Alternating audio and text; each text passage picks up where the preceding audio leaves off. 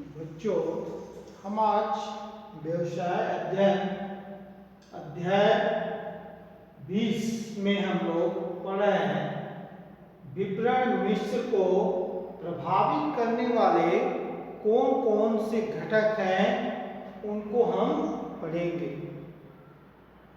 तो मैंने इससे पहले बताया था कि विपणन मिश्र क्या है, उसके अंतर्गत कौन कौन सी बातें आती है। आज हम इनको प्रभावित करने वाले घटक के कुछ पॉइंट हैं, जिसमें पहला पॉइंट बताया गया है उपभोक्ताओं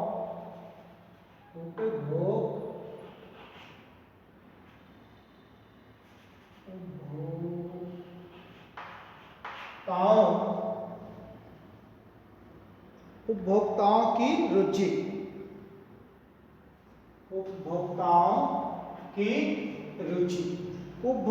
की रुचि का मतलब होता है कि जो वस्तु का उपयोग करने वाला है, जो वस्तु का उपभोग करने वाला है अर्थात उपभोक्ता, उसकी किस प्रकार की रुचि है। होता क्या है कि जब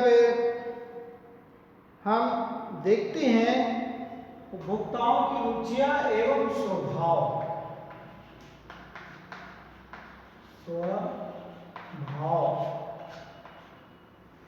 उपभोक्ताओं की रुचियां एवं स्वभाव, इसमें उपभोक्ता की रुचि और स्वभाव में परिवर्तन होता रहता है और परिवर्तन होने के साथ साथ वस्तुओं के मांग में भी इसका प्रभाव पड़ता है।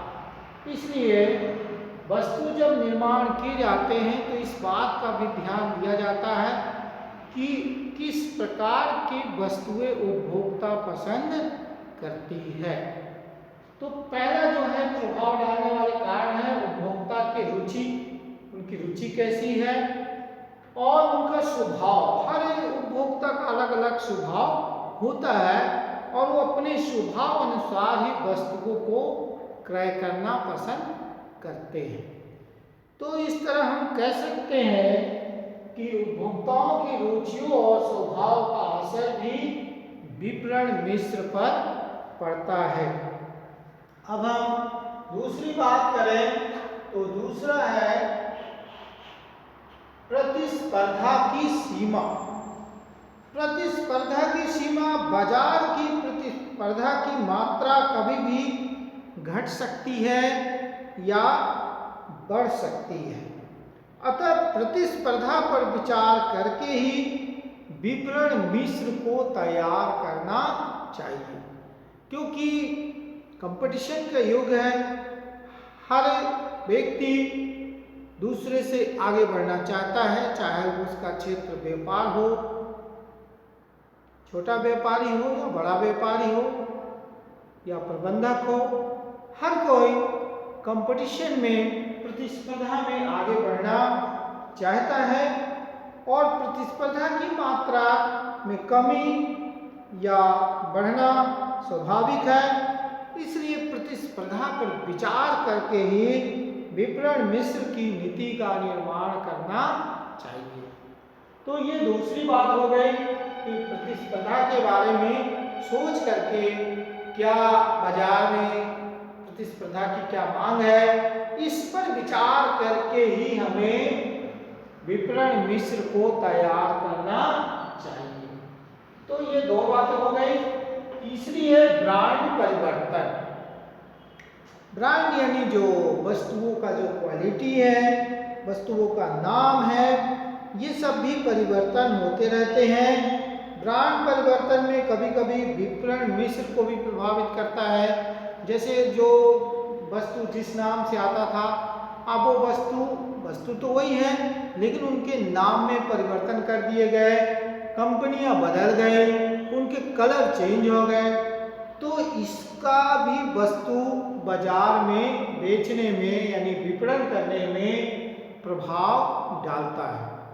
तो ब्रांड में चेंज होने में भी, जैसे मान लीजिए कोई वस्तु बहुत दिनों तक बाजार में है, उसका नाम सभी लोग जानते हैं, लेकिन वही वस्तु दूसरे नाम से आ जाए तो लोग नहीं जानते हैं और उसके उसके क्रेता कम हो जाते हैं, जिसके कारण बाजार में उसका व्यवसाय रुक जाता है या धीमा पड़ जाता है। तो इस तरह से ब्रांड परिवर्तन होने पर भी विपणन मिश्र प्रभावित होते हैं। चौथा चीज है देश में प्रचलित कानून। प्रत्येक देश में अलग अलग कानून बनाए जाते हैं। देश के अंदर जो कानून बनाए गए हैं, कानून में अगर कोई परिवर्तन होता है तो इसका प्रभाव भी विपणन मिश्र पर ही पड़ता है। भाई अगर कोई वस्तु को सरकार ने बैन लगा दिया, सरकार ने कहा इस वस्तु को आपको नहीं क्रय करना है, या इस वस्तु को बेचने के लिए कुछ नियम बना दिए गए, जैसे मान लीजिए अभी बाजार में प्याज का रेट ज़्यादा है तो सरकार ने नियम बना दिया कि कोई भी जो प्याज बेचेगा उसको अपने सारे जो भी उसके स्टॉक में माल है उसका लेखा रखेगा, कितना प्याज बेच रहा है, कितना स्टॉक में। ये बहुत सारे मतलब ऐसी कुछ कानूनी प्रक्रिया बना दी गई है। इसके कारण क्या होता है कि उस वस्तु की मांग तो ठीक रहती है लेकिन बेचने में दिक्कतें होती है और बाजार विस्तार पर उसका प्रभाव पड़ता है। तो जो भी देश में प्रचलित कानून है उसका भी असर विपणन मिश्र को प्रभावित करते हैं। फिर आता है नवीन पैकिंग। नवीन पैकिंग की बात करें, पैकिंग की प्रणाली में होने वाले परिवर्तन पर भी विपणन मिश्र का प्रभाव पड़ता है। जो भी वस्तु बनाई जाती है उसकी पैकिंग होती है, पैकिंग जो है वो उसमें आकर्षक होता है, क्रेता को आकर्षित करते हैं, ग्राहक को अपनी ओर लुभाते हैं। तो आप देखते हैं कि जो वस्तु हर 6 महीने 7 में या 1-2 साल में वस्तु की पैकिंग में परिवर्तन करते हैं, जिससे कि देखने में आकर्षक बढ़ता है और विपणन मिश्र भी उससे प्रभावित होता है। तो पैकिंग का असर भी पड़ता है। नई पैकिंग होगी, बाजार में उसकी मांग ज़्यादा हो जाएगी। फिर है तो हमने देखा कि विपणन मिश्र को प्रभावित करने वाले घटक में उपभोक्ताओं की रुचियों और स्वभाव पर पड़ता है। दूसरा प्रतिस्पर्धा की सीमा भी है, कंपटीशन का युग है, प्रतिस्पर्धा भी प्रभावित करते हैं। तीसरा है ब्रांड परिवर्तन, ब्रांड में परिवर्तन होने से भी प्रभावित होते हैं। और देश में जो प्रचलित कानून है, जो नियम बनाए गए हैं वस्तुओं को बेचने और खरीदने के संबंध में, ये नियम भी विपणन मिश्र को बढ़ा सकते हैं या कम कर सकते हैं, मतलब इस पे इसका असर रहता है। फिर हमारा नवीन पैकिंग यानी नई वस्तुओं की पैकिंग पर। और हम अगर बात करें तो और भी चीज़ है, जैसे बट्टा नीति है, जैसे कोई वस्तुओं में छूट दिया जाता है, किसी में नहीं दिया जाता है, तो छूट पे भी असर पड़ता है। तो ये तो था विपणन मिश्र को प्रभावित करने वाले कुछ प्रमुख घटक को मैंने आपको बताया। अब हम आपको दूसरा चीज पढ़ेंगे, विज्ञापन माध्यम के चुनाव को प्रभावित करने वाले घटक, यानी जो विज्ञापन के माध्यम है उसके प्रभाव को कौन कौन से घटक है, किस कारण से विज्ञापन माध्यम को प्रभावित करता है। इसमें हम आते हैं, पहला है हमारा बाजार। बाजार विज्ञापन संदेश का एक साधन है। बाजार में हम अपनी बातों को बड़े आसानी से लोगों तक पहुंचा सकते हैं और संदेश किसी व्यक्ति समूह में पहुंचाना है, विचार को लेना है, तो सबसे अच्छा रहता है कि हम उसको बाजार के माध्यम से हम अपनी विज्ञापन कराएं और बहुत सस्ता भी है। बाजार के माध्यम से अगर किसी वस्तु का विज्ञापन किया जाता है तो दूसरे विज्ञापनों की अपेक्षा इसमें लागत कम होती है और इसका लाभ ज़्यादा मिलता है। तो इस तरह से पहला माध्यम है बाजार। दूसरा है, बाजार को प्रभाव पड़ता ही है, दूसरा चीज आता है कि जो माध्यम है, जिस माध्यम से हम विज्ञापन कर रहे हैं, माध्यम की लागत। यानी अगर हम विज्ञापन करते हैं तो विज्ञापन करने के दौरान भाई खर्चे होते हैं और विज्ञापन की भी जो दरें हैं अलग अलग होती है।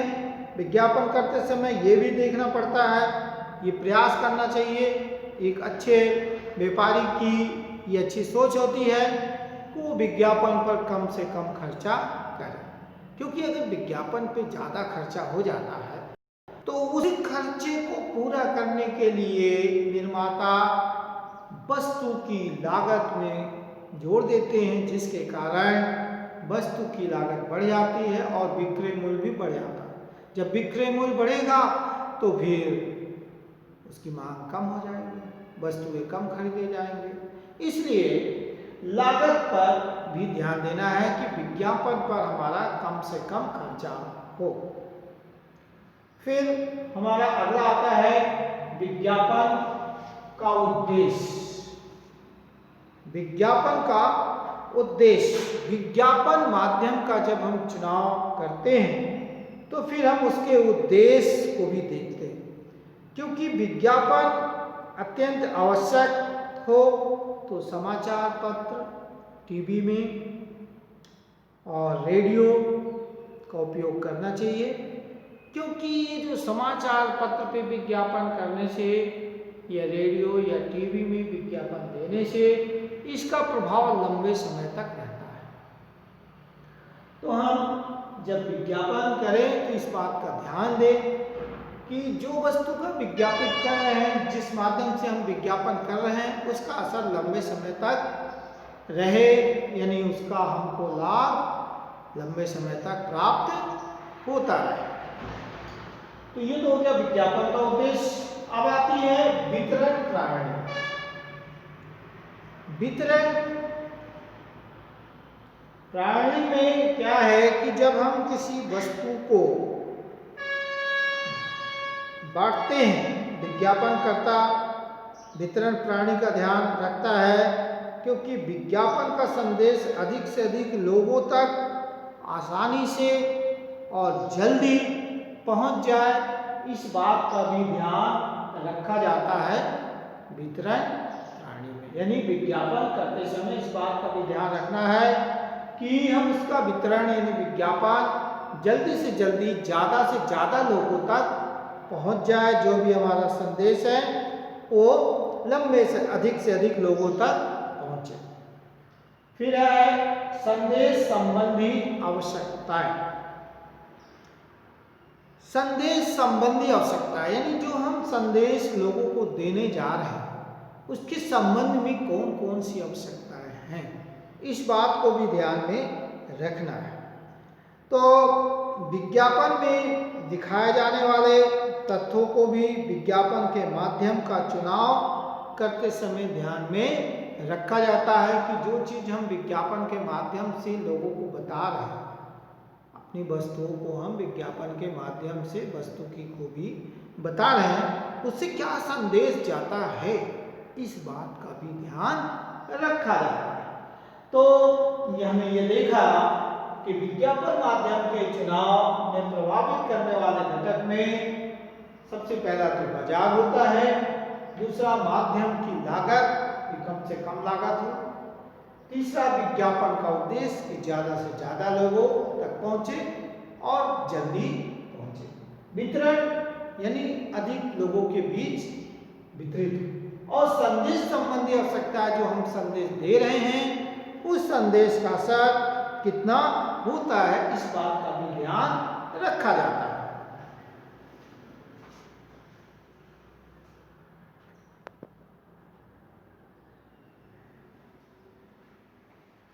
तो ये दो बातें इसमें आपने देखे। अब इससे संबंधित कुछ हम प्रश्न भी आपको दे रहे हैं, जिसमें पहला प्रश्न तो आपका यही हो जाएगा कि विपणन मिश्र को प्रभावित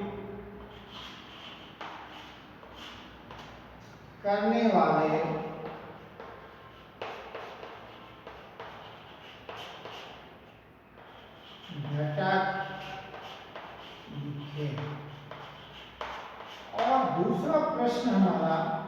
ये होता है कि विज्ञापन माध्यम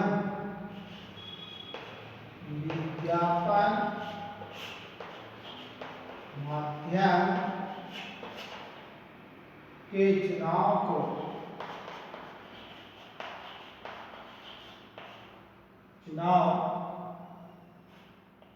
को प्रभावित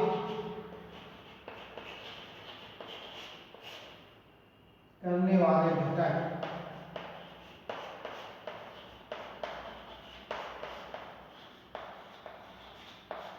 लिखें।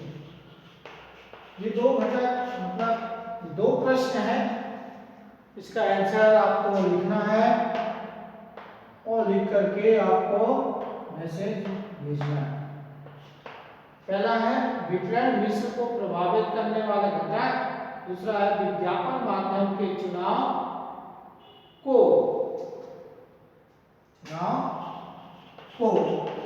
प्रभावित करने वाले घटक लिखिए।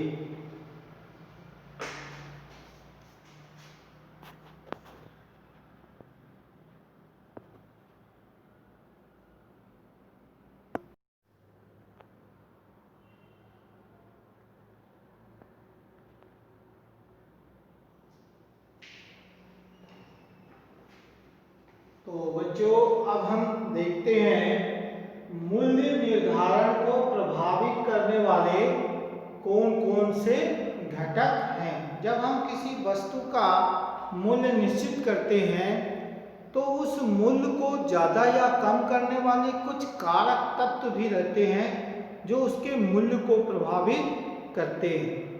तो मूल्य के प्रभावित करने वाले घटक में हम बात करें तो सबसे पहली चीज आती है वस्तु की मांग।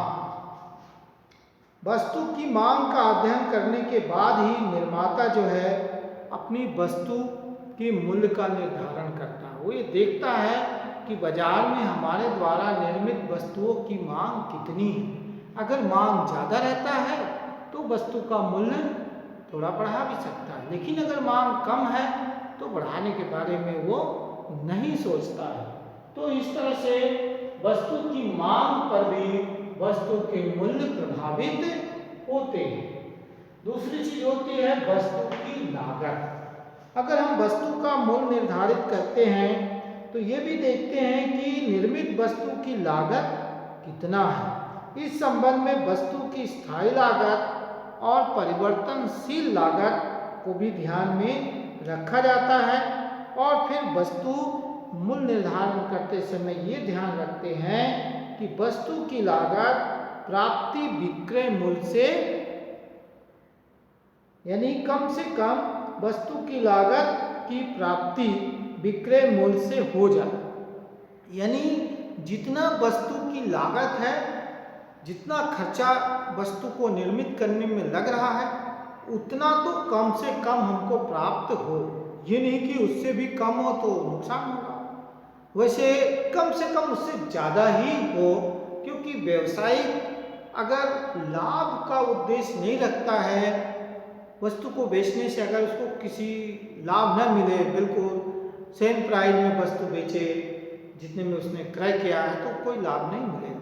तो इस बात को ध्यान दिया जाता है कि कम से कम जो उसका प्रत्यक्ष लागत है, यानी जो वस्तु लागत है, प्रत्यक्ष या अप्रत्यक्ष रूप से जो भी यानी कि लागत उसमें लगा है, उसका लागत उससे प्राप्त हो जाए। तीसरा चीज होता है प्रतियोगिता।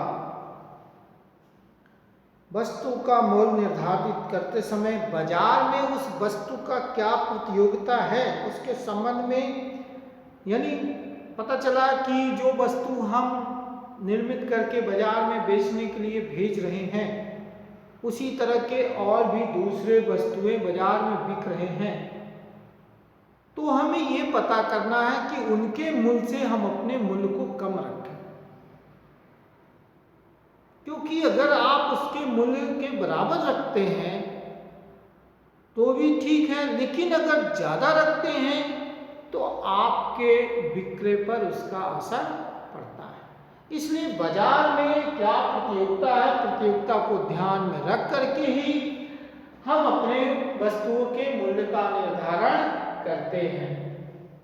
फिर होती है दूसरा, तीसरा हो गया, चौथा है सरकारी नियंत्रण। सरकारी नियंत्रण, जिन वस्तुओं के उत्पादन पर सरकारी नियंत्रण होता है।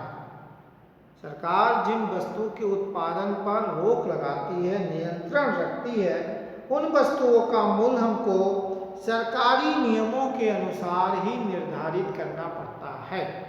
गवर्नमेंट ने जो मूल्य हमें दिया है उसी मूल्य पे हमको बेचने के लिए तैयार रहना पड़ेगा।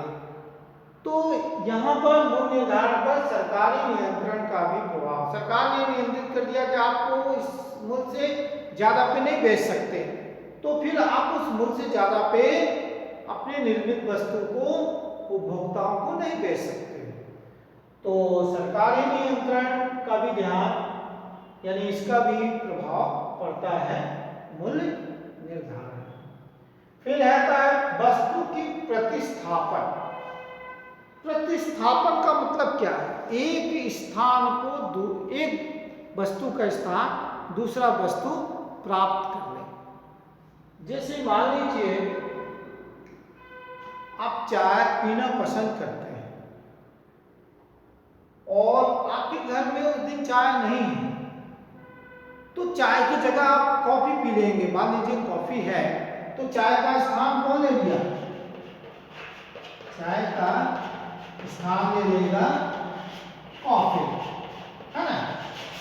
हम चाय की जगह क्या पी लेंगे? कॉफी, यानी चाय का स्थान क्यों ले लिया? कॉफी। या कॉफी पीते हैं किसी दिन नहीं कॉफी, तो उसके जगह हमने चाय पी ली। तो ये स्थानापन्न मतलब कुछ ऐसे वस्तुएं जो उनके स्थान पे दूसरे वस्तुएं भी काम में आती है, तो हम उसको कहते हैं स्थानापन्न वस्तुएं। अब ऐसी वस्तु जिनका प्रतिस्थापित वस्तुएं उपलब्ध हों, उनका मूल्य हम कम रखते हैं, क्योंकि अगर हम ज़्यादा रख देंगे तो बाजार में वो वस्तु नहीं बिकेगी और उसके जगह जो दूसरी वस्तु है वो बिकेगी।